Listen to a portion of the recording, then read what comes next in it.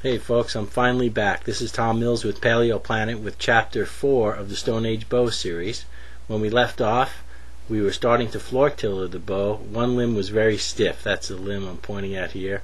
It was stiff coming out of the handle till about mid-limb.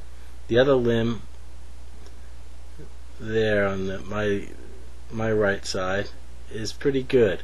There was a flat spot in the middle and it needed some work out towards the tips. So we're going to spend time in this video just getting the stave floor tillered. I'm going to start by working on that thickened area in the handle out onto that one limb to about mid-limb. I have to take a lot of material off, but otherwise I'm just going to be making the bow as flat and regular as I can, and by the end of the video it'll be ready for stringing, and that will follow in Chapter 5, which I'm preparing right now. It's already been filmed, the bow is completed, the bow is shooting, and will be done shortly. I'm going to try not to talk too much in this one. It's pretty much self-explanatory. There's a lot more just using the scraping tools, and I had my wife help me with some of the camera work in this one, so you can hopefully see the tools at work a little bit better. Most of this is just on a tripod, but you'll see with the ones where we get a little tighter shot in here and there. Here I am using that basalt plane, for lack of a better word. It's got a beveled edge on the bottom, flat on one side, beveled on the other, and I'm holding that beveled edge down, and it puts the cutting edge at a great angle to shave off the wood real nice. Here I am marking some spots on the limb that I want to remove some material from. I want to get an even thickness, so I'm going to mark the high spots with little hash marks, and I'm going to mark low spots with little circles. I put circles where I don't want to go, where I have a thin spot. That's my little strategy. Anyway, I've made some marks on the bow in a thick area, and now I'm going to power them off with the big scraper. I'm going to reevaluate here and there, maybe make some more marks. I'm feeling with my hands as a guide. More has to come off there.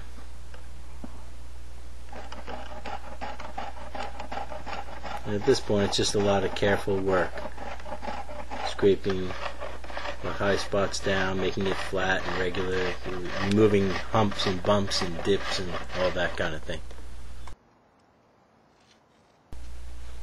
Here I am marking again. Got some high spots. I'm going to use a different tool. I'm going to use the smaller scraper now because it's hard to see with the lighting there, but there's a high spot right next to a low spot, so I don't want to get into that low spot and remove the material there. There's the little circle you can see where it's a low spot I don't want to get into. I'm kind of just removing sort of like a little lump right in that area as best I can. Again, the whole trick to making bows is to get the side view profile as flat and even as you can without any dips or without any high spots. Everything as flat as can be. It's easier with steel tools, but the stone tools work almost as good, as you can see from all those shavings there.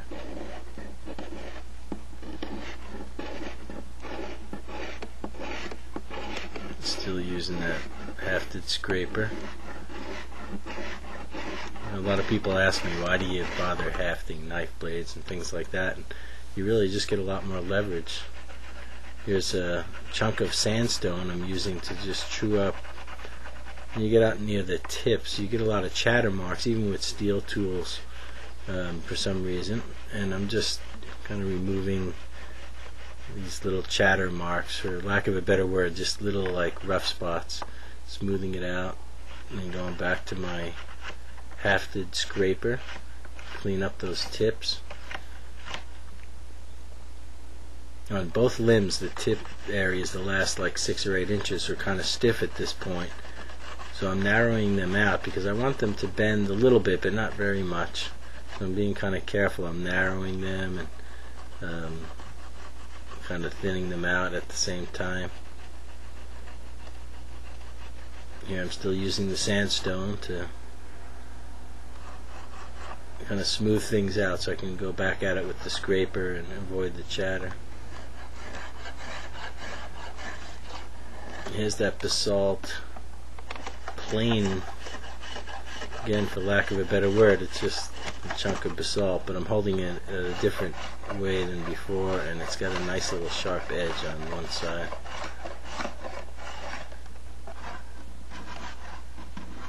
It works great when the wood is smoothed out with the sanding and the other scraping. You can see that little cutting edge there. It really moves a lot of wood fast.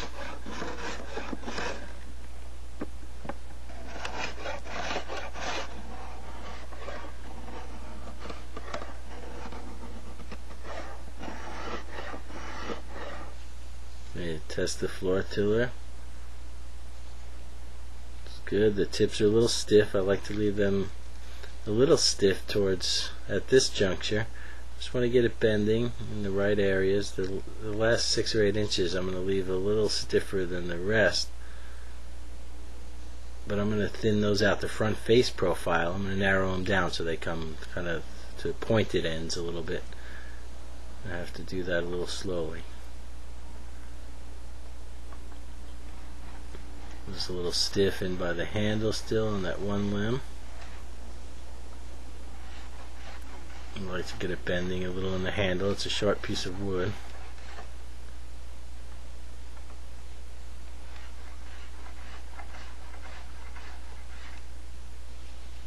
I'm narrowing out the tips at this point, bringing everything into sync at once. It's pretty much ready to have string nocks cut in at this point. And I'm going to be doing that in the start of the next video.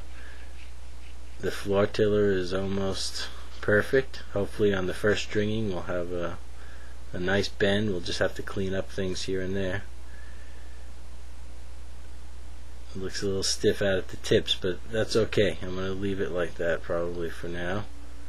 And once we get it strung up low, we'll narrow those out a little bit more, and it ought to be just perfect. It's going to be kind of a light bow. It's sort of a junky piece of wood.